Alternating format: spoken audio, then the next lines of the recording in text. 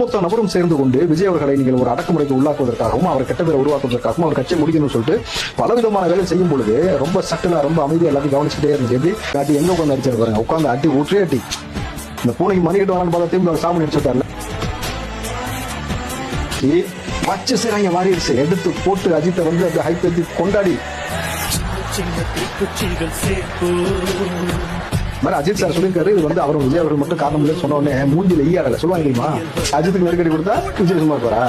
அஜித் ரசிகர்கள் எல்லாமே அஜித்தோட ரசிகர்கள் விஜயோட வாடாளர்கள் இருக்கக்கூடிய புகைப்படத்தை கொடுத்தாங்க, ஒரு ஃப்ரேம் கூட கொடுத்தாங்க, வாங்கி அதில் பெருமை சைன் போட்டார்ல. ஏற்கனவே இவங்க சொல்லிருக்காங்க நாங்கள் 2 பேரும் நண்பர்கள் தான்.